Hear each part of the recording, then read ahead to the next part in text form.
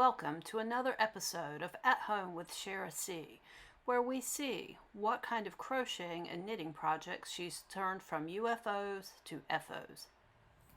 Morning, guys. It is time for a UFO to FO and a work in progress video. I'm trying to keep up with these, not just to share what I'm working on, but also as a record for myself.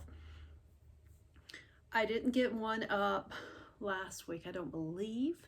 I actually was on vacation, but I did get a yarn haul up last week.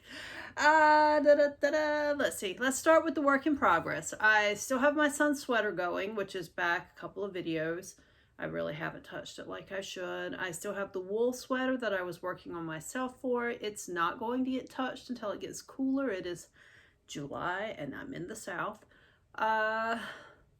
Baby blanket's finished except for the edging, and I don't know why I'm delaying on it, but I am. Probably because it's, one, it's hot and I have to sit with it in my lap, and two, it's just not an easily carried along project. It's not very portable. So I actually took some other things to work with me while I was at my daughter's house. So let's quit chattering and get into this. First, I've got two works in progress to show you. You can see I haven't worked in the ends and stuff. This is a toddler cardigan, sack, whatever, short sleeved, and I have crocheted the necktie, but I still haven't worked in these ends. I love this yarn from Hobby Lobby. Very thick and cushiony. I think that it'll be really cute, like over a long sleeved shirt. Just give a little warmth to the vest. So that's there. Then the other work in progress, this one's going to look kind of messy because the yarn is still attached. Still working on it. But I am knitting a large toddler size 5-hour baby sweater, and I'm using some of the yarn from my Michael's clearance, which is my Michael's clearance shopping, which is the Impeccable Speckle Stripes yarn, and the color is lovely. I've already used one skein and I'm on the second. If I recall, I had 6 skeins of that yarn, so I'm hoping I have enough to make at least another piece or two to go with the sweater, but we'll see. And I'll try to remember to link this down below, but the pattern that I'm using is the 5-hour baby sweater from Yarn Tootin'. However, having said that, when I make this in the future, and I didn't pay any attention as I was making it, when I make this in the future, I am going to add buttonholes. It does not have them. And now I've got to figure out a way to fasten it. So I'm not crazy about that, but I will, adjust. I'll probably stitch some ribbons that can be tied, but I don't know yet. I haven't decided. But I'm too far gone. The sleeves are already seamed. It dawned on me, hey, there are no buttonholes on this, but I am not taking all that out, so it's going to go as is. And then on the, now for the finished objects. Then onto the baby items for donation. A week or two ago, I showed a pair of pants that was just an extra pair that didn't have a sweater to go with them, and I finally made a sweater to go with them. This is all Simply Soft yarn. Makes a good cushiony sack. And I made a hat to go with it. So that'll be a complete set. Pants in the creamy color, the hat and sweater. Had just a tiny amount of this left and made a preemie cap, which will go into a different box than the one I'm sending. Found this pattern on Ravelry, and I'm drawing a blank. I can't remember who shared it, but it was a free pattern. I'll see if I can find it.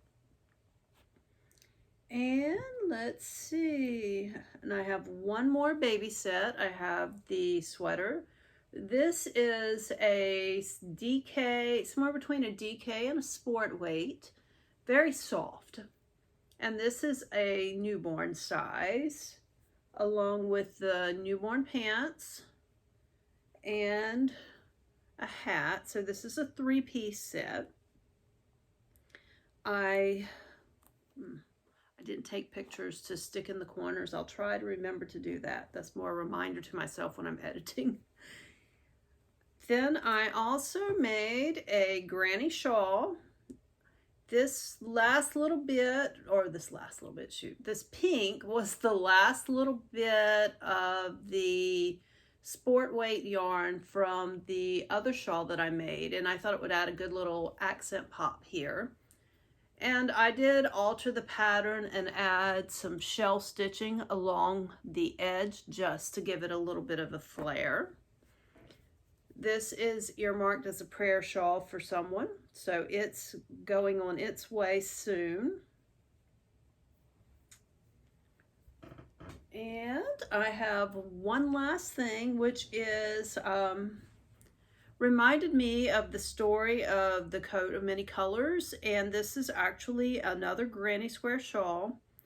I did not add a shell border to this one, but because this yarn is a little thicker and it's got a pretty solid edging, and I simply went in with a variety of colors and used a creamy white to break them up and made this. This is a prayer shawl that is designated for someone. So I have 3 prayer shawls that'll be going out this week, hopefully, Lord willing, and the creek don't rise kind of thing. So that's it. That is what I accomplished, and I actually got all of that done while visiting with my daughter. So it was a productive week. I worked on crocheting projects while she was at work. And I have those 2. Oh, I forgot, you know, my work in progress. I have not finished my self-fringing shawl either. I need to get busy and finish some stuff up. I just keep starting new stuff though. But the baby projects are smaller, they're lighter weight, they're easy. You know, they're just easy in the sense that I don't have to drag a bunch of stuff around, and I also finish them kind of quickly, and they're not like covering me hot kind of thing. So that's it. I'm gonna quit talking.